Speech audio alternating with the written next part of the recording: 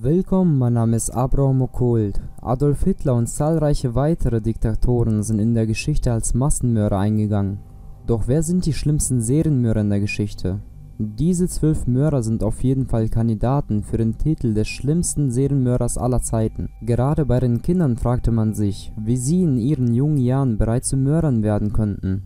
Bei älteren Mördern liegt oft psychische Erkrankungen oder Störungen vor, die durch Erlebnisse in ihrer Kindheit ausgelöst wurden, oder auch bereits vorhandenen Tendenzen. Ich stelle euch 12 Massenmörder vor, wo euch die Nackenhaare zu Berge steigen. Vlado Tanevski aus Makedonien war Journalist, der in erster Linie über Verbrechen berichtete. Seine Artikel wiesen aber zu viele Details über den Mord an 2 Putzfrauen auf. Als man ihn verdächtigte und Untersuchungen anstellte, fand man heraus, dass er die beiden Frauen mit einem Telefonkabel erwürgt hatte. Tommy Lee Sells. Er hat zwischen 1985 und 1999 mindestens 70 Menschen getötet. Eins seiner Opfer war ein 10-jähriges Mädchen, auf das er 16 Mal einstach. Wie durch ein Wunder überlebte das Mädchen. Sie schleppte sich zu den Nachbarn und konnte später der Polizei Tommys Gesicht beschreiben. Dennis Nielsen lockte 15 Männer in eins seiner Häuser in London und ermordete sie dort. Er behielt die Köpfe der Toten, zerstückelte sie und versteckte sie unter den Dielen seiner 2 Wohnungen. Daraufhin beschwerten sich die Nachbarn über verstopfte Rohren. Als ein Klempner diese öffnete, fand er Fleischstücke und Fingerknochen vor. Charles Chobray tötete Rucksacktouristen in Asien und raubte sie aus. Er wurde die Schlange genannt, weil er Touristen heimlich wie eine Schlange vergiftete. Er und die 3 Frauen, mit denen er auf Raubzügen war, wurden von 4 Studenten angezeigt, nachdem er versuchte, sie zu vergiften. Jeffrey Dahmer ist ein amerikanischer Serienmörder, der 17 junge Männer getötet, vergewaltigt und teilweise gegessen hat. In seiner Wohnung fanden Polizisten Köpfe, Schädel und Gliedmaßen in Schränken und im Kühlschrank.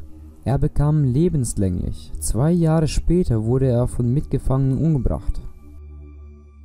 Fred und Rose West haben mindestens 11 junge Mädchen vergewaltigt, gequält und ermordet. Unter ihnen auch eine Tochter von Fred und das Kindermädchen ihrer eigenen Kinder. Die Opfer wurden später von der Polizei im Garten des Hauses ausgegraben. Amaret Zara, der jüngste Serienmörder der Welt. Er ist Indiens jüngster Serienmörder mit 8 Jahren. Er hat seine Cousine, seine Schwester und seine einjährige Nachbarin umgebracht und vergraben. Als die Polizei ihn fragte, warum er dies getan hat, lächelte er und hat nach Süßigkeiten gefragt. Gray Ridgway. Er stach einen 6-jährigen Jungen in die Leber, als er 16 war, kam aber ohne Anklage davon. Seine ersten 5 Opfer wurden in Griff Rave gefunden, was auch in den Spitznamen einbrachte. Er behauptete, mindestens 71 Frauen umgebracht zu haben, aber nur 49 konnten nachgewiesen werden.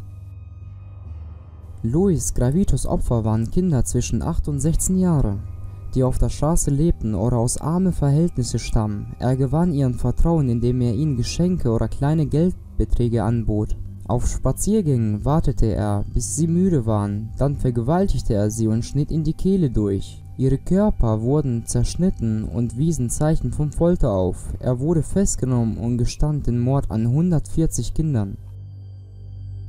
Dr. Hala Chipman hatte eine verdächtig hohe Todesrate unter seinen Patienten, aber ihnen konnte nichts nachgewiesen werden. Als eine ältere Dame starb, die von Dr. Chipman behandelt worden war und in der Testament nicht an ihre Kinder, sondern alles an den Arzt gehen sollte, wurde die Behörde auf ihn aufmerksam. Er wurde schuldig befunden, 15 Menschen umgebracht zu haben. Zu lebenslangem Gefängnis verurteilt erhängte er sich im Jahre 2004, einen Tag vor seinem 58. Geburtstag. Shankari war ein indischer Serienmörder. Er hatte innerhalb eines Jahres 70 Menschen mit einem Hammer umgebracht. Gefragt, warum er dies tat, antwortete er, dass er ihm Genugtuung verschaffte. Er wurde zum Tode durch Erhängen verurteilt und seine letzten Worte waren: „Ich habe aus Eitelkeit gemordet. Niemand sollte so werden wie ich."